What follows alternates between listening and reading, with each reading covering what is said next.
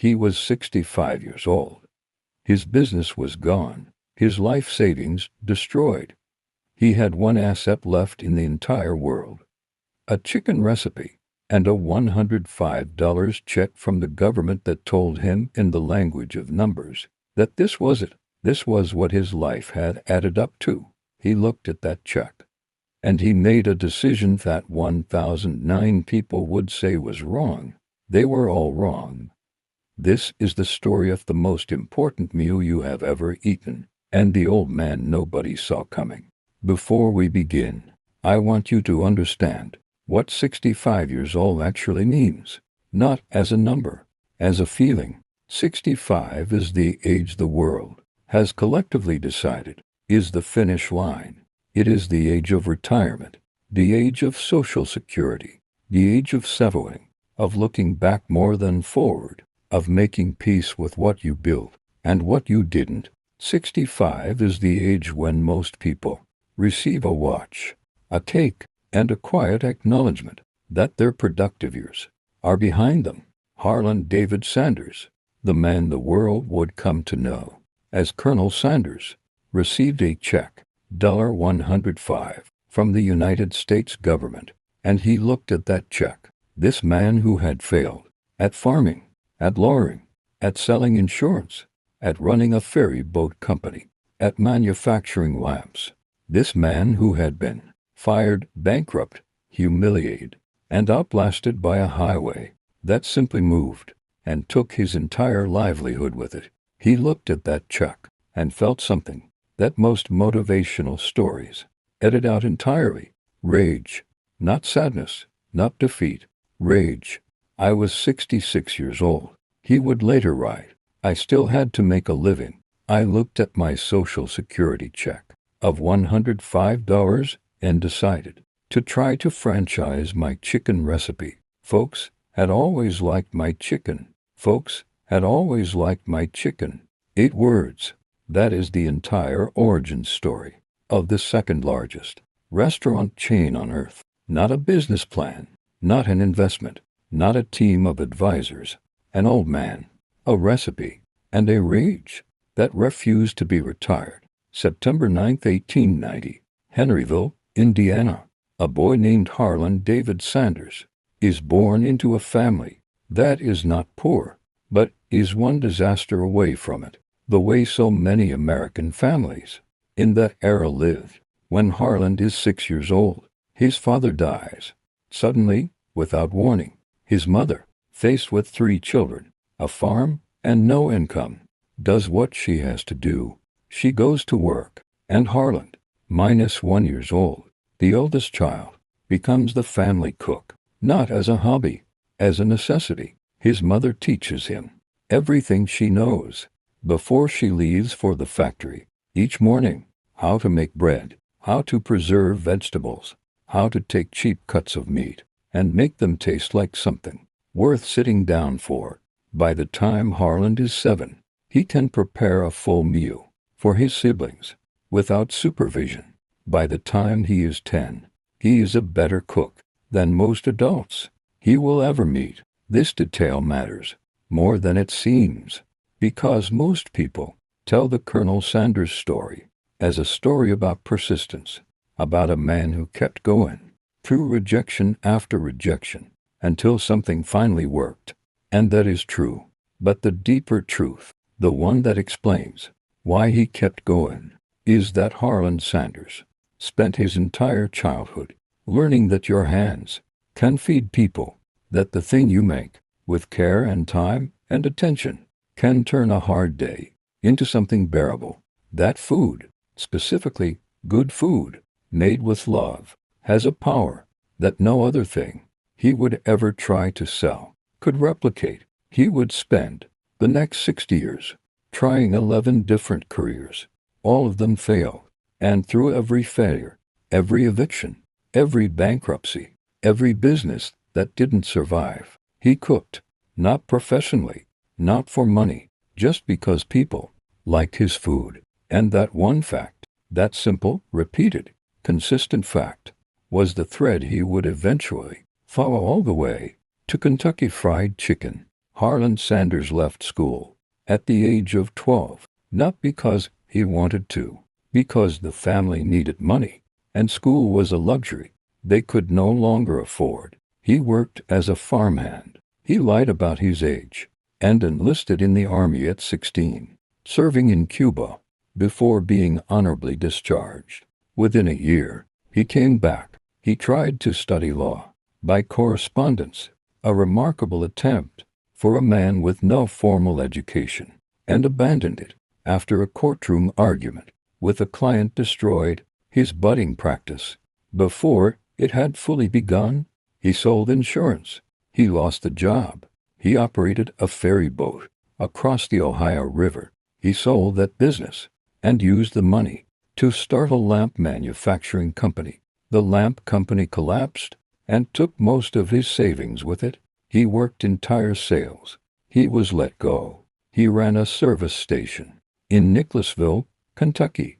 The Depression hit. The station failed. I want you to sit with that list, not because it is depressing, though it is, but because there is something extraordinary happening underneath all of that failure that most people miss.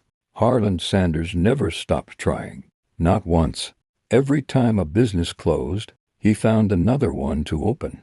Every time a job ended, he found another one to take. He was not a man who gave up easily. He was not even a man who gave up at all. He was simply, for 60 years, trying the wrong things. And through all of it, through the service stations, and the insurance sales, and the failed lamp company, he kept cooking. In 1930, the Shell Oil Company offered him a service station in Corbin, Kentucky, a small town in the southeastern part of the state. He took it, and then he did something that changed the direction of everything. He started feeding the travelers who stopped for petrol, not in a restaurant. He didn't have one. He fed them in his own living quarters, attached to the station, at his personal dining table, like guests in his home. The food was extraordinary.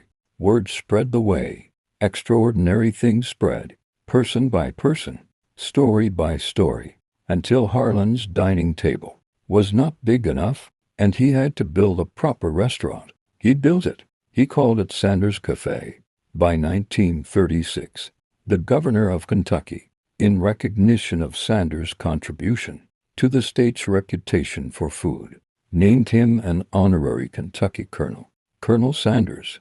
The name that would one day be on 24,000 restaurants in 145 countries was given to him by a governor for feeding people well, not for building an empire, just for feeding people well. By the early 1950s, Sanders Cafe and the motel he had built beside it were doing well. He had developed his secret recipe, -1 herbs and spices, combined with a pressure cooking technique that reduced cooking time dramatically without sacrificing flavor. He was proud of that recipe in the specific way that people are proud of things they have spent decades perfecting. And then the highway moved. In 1955, the United States government commissioned a new interstate highway through Kentucky. It bypassed Corbin entirely, not a detour, a bypass. The road that had fed Sanders Cafe with travelers for 25 years simply redirected overnight. The traffic that had sustained his business, his motel, his livelihood, went somewhere else. Sanders held on for a year, and then he sold. The auction covered his debts. What was left, after a lifetime of work, after building and losing, and building again, was $105 a month from the Social Security Administration. That was the accounting. That was what 65 years of working, trying, failing, rebuilding, cooking, had produced. Now here is the detail that most versions of this story get wrong, and I want to tell you the true version because it is more powerful than the myth. Some internet versions of this story claim that Sanders sat under a tree and contemplated ending his life and then chose to continue. That is not true. Snopes, The fact-checking organization investigated this claim thoroughly and found no evidence of it. What Sanders himself actually wrote was this: "If I hadn't been 66 years old and had a $105 Social Security check coming in every month, I don't know what I would have done. But for me, it wasn't a matter of giving up. It was just a problem of what to do next." Read that again. Not I almost gave up. Not I found the courage to continue. It was just a problem of what to do next. That sentence, that specific sentence, is the most remarkable thing about Colonel Sanders. At 66 years old, with $105 a month, his business gone, his savings depleted, he did not experience this as a crisis of spirit. He experienced it as a practical problem. What do I do next? I have $105. I have a recipe. Folks have always liked my chicken. What do I do next? He sat down and wrote a list of everything he had. Not everything he had lost. Everything he had. One item appeared on that list that had appeared on no balance sheet, no business plan, no financial statement. In 65 years of working, a chicken recipe, 11 herbs and spices, a pressure cooking method, and 65 years of evidence that people smiled when they ate his food. That was his asset. That was his entire business plan. He borrowed $87 against his Social Security check, and he went to buy chicken. What Harlan Sanders did next is one of the most vivid and human images in the entire history of business. He packed his car, a 1946 Ford, with a pressure cooker, his herbs and spices, and enough ingredients to cook a demonstration meal. And he drove. He drove from restaurant to restaurant, across Kentucky, across Tennessee, across the entire country. An old man in a white suit, with a string tie and a walking cane, pulling into parking lots, walking into kitchens, asking the owner if he could cook them. His chicken recipe, his proposal was simple: if you like it, and he was confident they would like it, you use my recipe, you use my name, and for every piece of chicken you sell, you pay me 5 cents. Not a franchise fee, not an investment, 5 cents per piece. That was the deal. And the answer, again and again and again, was no. Some owners listened politely and said the concept wasn't for them. Some owners didn't let him finish before turning him away. Some owners literally showed him the door. He slept in his car, not occasionally, regularly. This 66-year-old man, who had spent decades building businesses, who had fed governors, who had a title, was sleeping in his car, in restaurant parking lots, because the motels cost money he did not have. And he would wake up the next morning, straighten his white suit, drive to the next town, and do it again, 1,009 times. That is not a motivational poster number. That is the verified count of the rejections Harlan Sanders received before a restaurant said yes. 1,009 rejections.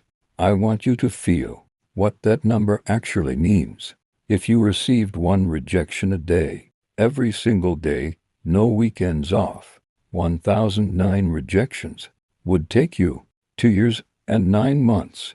2 years and 9 months of being told no every day, sleeping in your car, waking up, straightening your suit, driving to the next town.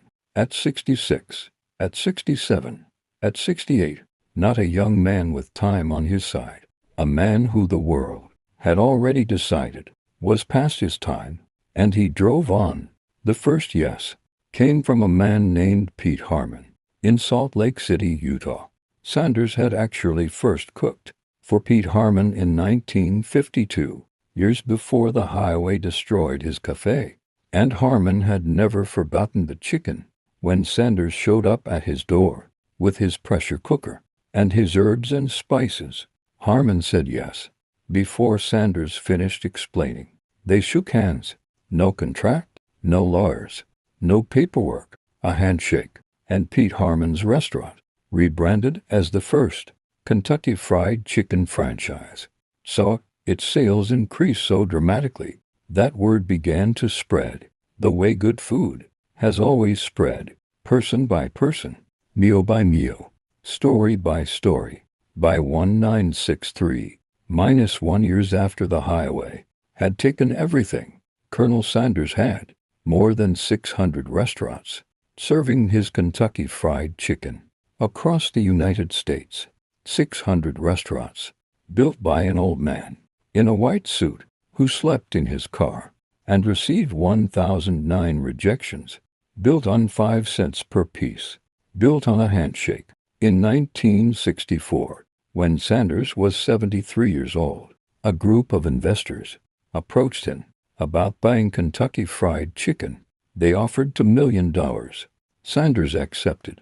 $2 million in 1964 is the equivalent of over $20 million today. As part of the deal, Sanders would remain the public face of the brand. His image, his white suit, his string tie, his cane, would represent Kentucky Fried Chicken to the world forever. He agreed, and then he spent the next 16 years doing something that no amount of money could have paid him to stop. He visited KFC restaurants constantly.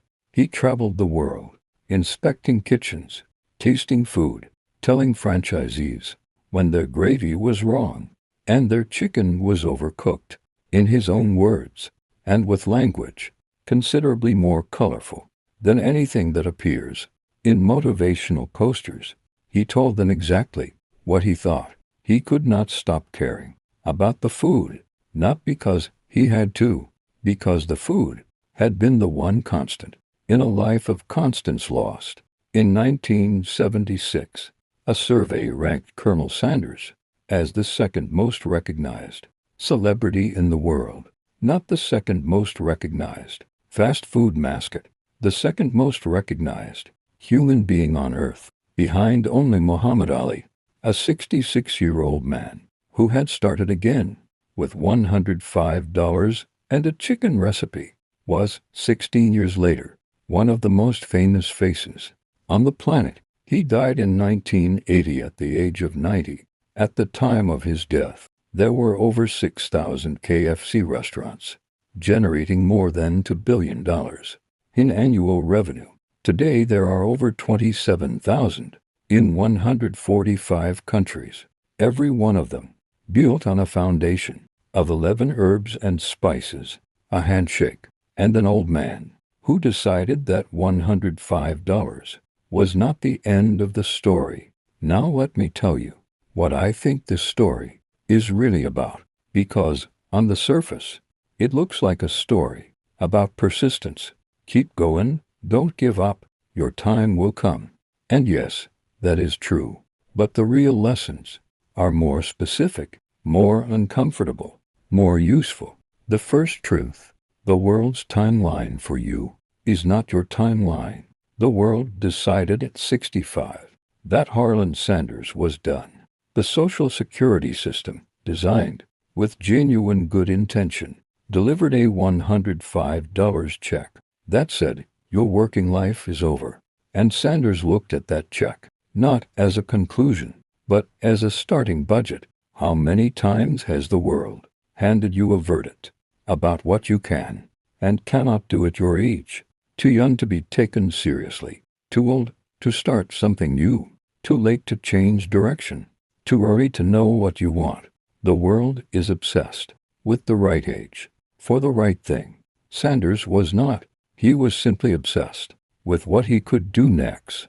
The second truth: you already have your recipe. Every person I know has something, a skill, a knowledge, a way of doing one specific thing that other people consistently respond to with warmth, something that, when you do it, people smile, they tell others, they come back. For Sanders, it was chicken. For you, it might be the way you explain things, the way you solve problems, the way you care for people, the way you build things, the way you tell stories. You have a recipe. The question Sanders answered at 66 years old, the question most people spend their entire lives never quite getting to, was simply this: what if I took the thing that people have always loved about me, and I built everything else around it?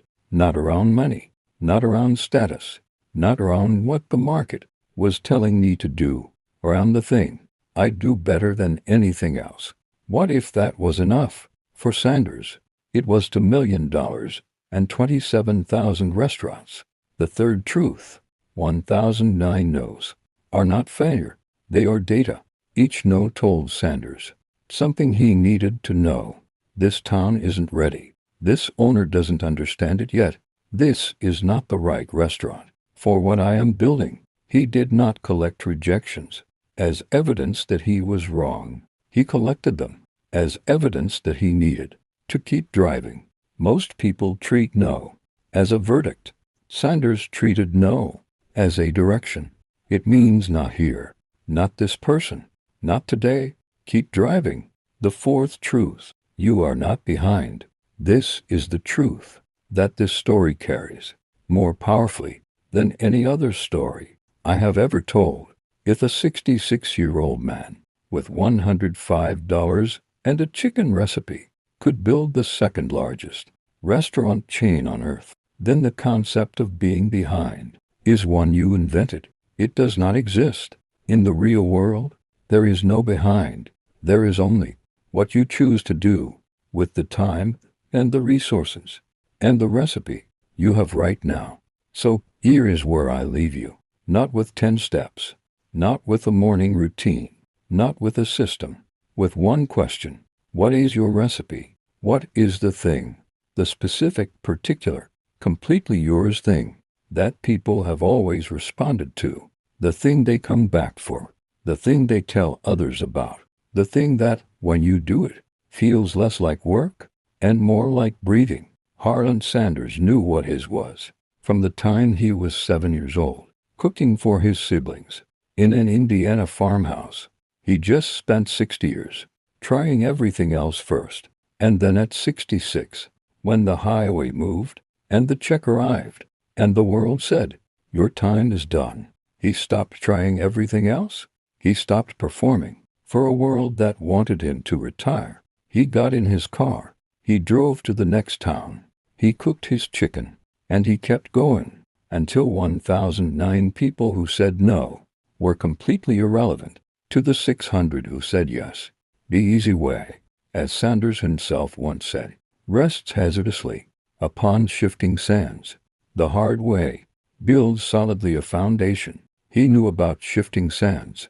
A highway had moved his, and he had rebuilt, not on the same ground, but on something no highway could ever reroute. His recipe, his hands, his refusal to let a $105 check be the last word. What is your $105 moment? And what are you going to do with the recipe you have been carrying your whole life? It is not too late. It was never too late. Colonel Sanders proved that 27,000 times.